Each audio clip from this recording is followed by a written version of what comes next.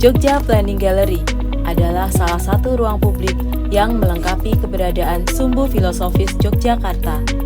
Melalui semangat Hamemayu Hayuning Bawono, Jogja Planning Gallery segera dibangun dengan nilai-nilai kearifan lokal. Tata ruang dan tata kota Yogyakarta mengandung falsafah Sangkan Paraning Dumadi. Falsafah ini menggambarkan perjalanan hidup manusia mulai dari kelahiran hingga kematian dalam bentuk sumbu imajiner. Sumbu yang berupa garis lurus yang ditarik dari panggung Krapyak, Keraton Yogyakarta, dan Tugu Pal Putih. Dibangun di jantung Malioboro, Jogja Planning Gallery akan menempati eks gedung DPRD Daerah Istimewa Yogyakarta. Sebagai ruang publik, Jogja Planning Gallery akan memuat sejarah perkembangan DIY dari masa lalu, masa kini, dan masa yang akan datang. Akan pula memiliki galeri temporer sebagai ruang pamer bagi pelaku seni lokal maupun nasional. Terdapat konten yang beragam seperti wisata, budaya, dan juga tata ruang. Tidak hanya melengkapi sumbu filosofis, ruang publik ini hadir sebagai sarana edukasi bagi masyarakat.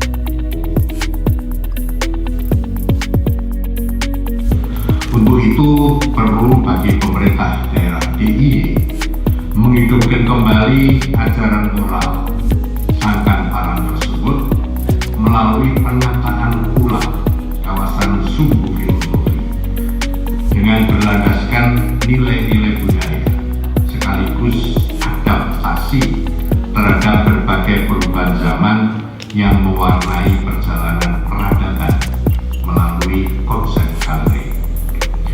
Pembangunan Jogja Planning Gallery menjadi visi sekaligus strategi dalam pengejauhantahan tentang masa lalu dan perencanaan pengembangan DIY di masa mendatang. Selanjutnya saya berharap setiap perencanaan di kawasan Sumbu Filosofi dapat diselaraskan dengan nilai-nilai budaya yang melingkupinya, sehingga mampu mewujudkan citra karakter kawasan yang berbudaya.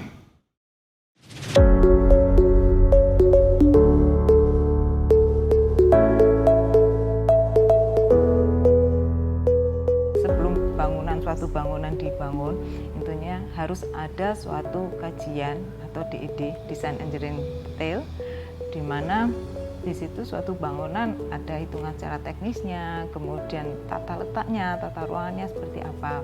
Nah, kemudian kami berinisiasi pada saat itu, dan tentunya harus matur ke Bapak Gubernur, bagaimana apabila sebelum dilakukan DED atau kajian teknis, kami membuka suatu sayembara agar diperoleh suatu basic design yang idenya ide saat ini, tetapi tetap ciri khas Jogja, dengan harapan seluruh insan yang punya jiwa arsitek, jiwa seni, jiwa teknik sipil itu ikut mengikuti lomba ini dan menghasilkan karya suatu desain, basic design untuk dihasilkan suatu bangunan Jogja Planning Gallery.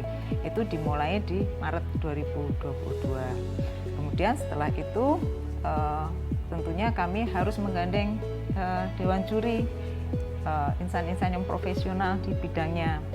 Kemudian kami juga menggandeng IAI, arsitek ya, arsitek DIY, IAI DIY. Kemudian di situ kami memulai mengundang dari tahapan awal dibuka, kemudian yang masuk cukup banyak, 118 karya. Tetapi oleh Dewan Juri, kami sampaikan Dewan Jurinya ada Gusti Kanjeng Ratu Mangkubumi, kemudian Pak Ika Putra, kemudian Bu Laretna, itu kami biasanya mengundang Bu Sita, kemudian ada Pak Eko Prawoto, dan ada dari seniman itu Mas Hari Pemat. Dari 118 karya ini yang setelah dieliminasi segala macam, kan cukup banyak yang masuk 65, kemudian dinilai oleh Dewan Juri. Cukup panjang prosesnya karena cukup banyak. kemudian dinilai oleh Dewan Juri. Dari karya-karya yang terbaik tersebut harus dieliminasi menjadi 20 karya. Dari 20 karya menjadi 9 karya, dan yang terakhir harus ada, karena harus ditentukan nantinya pemenang 1, 2, 3, akhirnya dipilih 3 karya terbaik. Arahan dari Ngarso Dalem waktu itu, setelah pemenang ini 1, 2, 3 ini ditentukan, beliau menyarankan atau memberi arahan agar 3 desain ini diharmonisasikan agar menjadi satu desain yang lengkap dan sesuai dengan kondisi yang ada di kawasan Malioboro tersebut dan tidak menghilangkan ciri khas budaya Jogja.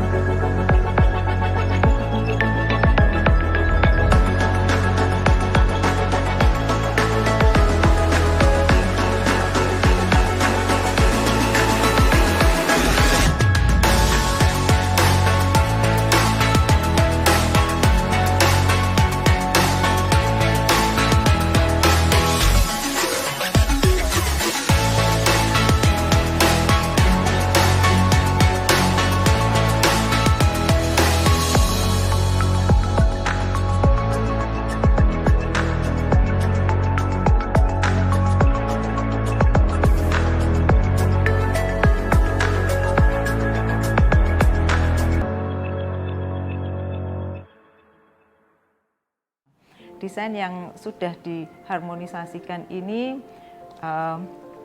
pertama ada satu ruang galerinya, galeri kontemporer, di mana nanti di situ karya-karya seni dari seniman-seniman baik dari Jogja maupun dari luar Jogja bisa ditampilkan di situ. Kemudian di situ juga ada ruang-ruang untuk memamerkan sejarah Jogja saat ini, Jogja masa lalu, kemudian Jogja yang akan datang. Kemudian di situ nanti juga ada suatu tempat di mana UMKM juga dapat menampilkan produk-produknya. Dan harapannya adalah ruang ini nanti, karena ini banyak ruang, jadi ada beberapa ruang, ini nanti juga masyarakat publik luas bisa menikmatinya. Dan Ngarso Dalem juga memberi arahan agar di dalam desain JPG ini atau dalam bangunan JPG ini juga mencerminkan adanya suatu teknologi baru. Nanti isinya seperti apa di tahun depan baru akan kami kaji, isi dari konten-konten apa untuk mengisi dari ruang-ruang yang ada di Jogja Planning Gallery ini.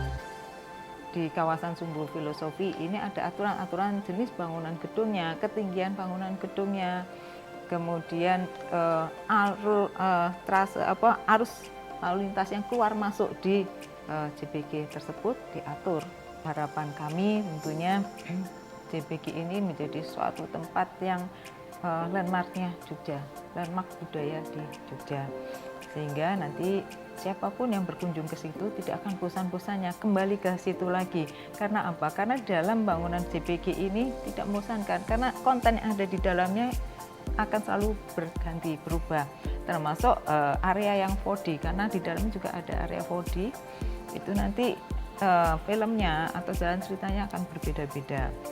Kemudian UMKM-nya pun akan berbeda-beda, sehingga masyarakat bisa ke JPG untuk beraktivitas. Kemudian di dalam JPG ini juga ada beberapa tempat untuk panggung, jadi seniman bisa berkreasi, bisa menampilkan kreasinya di secara panggung ya. Ini ada yang indoor dan ada yang outdoor.